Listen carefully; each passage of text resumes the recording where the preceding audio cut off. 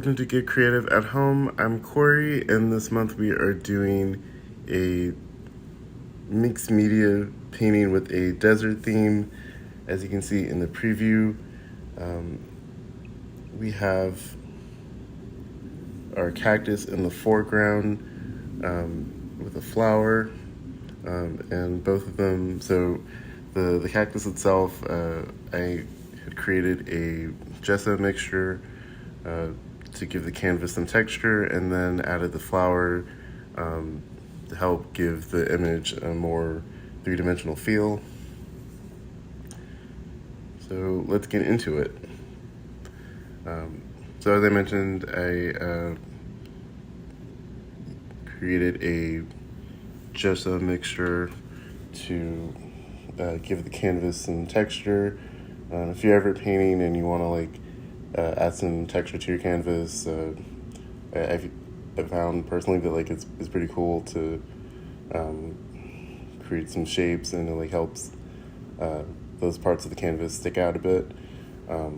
The gesso mixture, if you don't want to go and buy actual gesso, which sometimes can be a little bit more expensive, if you mix baking soda, glue, and white paint together, you can get sort of a thick, chunky mixture that will stick to the canvas and give you that sort of textured feel as well. So the image itself is really not based on anything in reality. It's more of just sort of an experiment in shapes and colors. But that's pretty much what Get Creative is, just sort of a chance to try different mediums and techniques and just have some fun. So it started with the cactus in the foreground, just painting that, and then added some more in the background.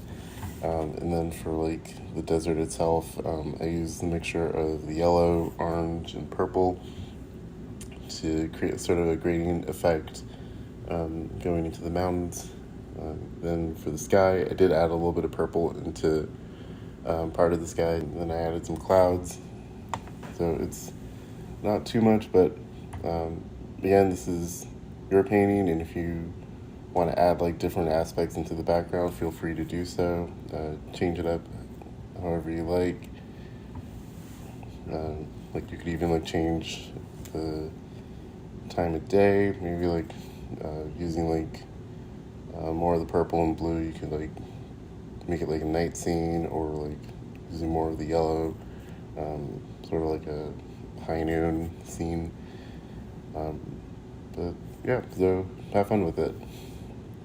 After the cactus in the foreground dried, I sort of went back over it, made a lighter green mixture with the green and the white, and then also added the little needles as well, using the white. And then once everything was completely dried, I went in with the other little container I have that's the glue, and then stuck the little flower up there. And again, if you personally, the flower is not your taste, you can always use the colors provided to paint on the flower yourself. Basically just using the purple and the yellow, you can probably recreate a similar flower on the canvas itself. But yeah, and after you finish, if you are interested in sharing your finished result, I would definitely like to see it. It's always cool seeing how people interpret a painting and make it their own. So yeah, I hope you guys enjoyed this week's Get Creative. Definitely go check out our website, suffolkpubliclibrary.com, for upcoming programs and events. Going forward, we will have other in-person and virtual programming.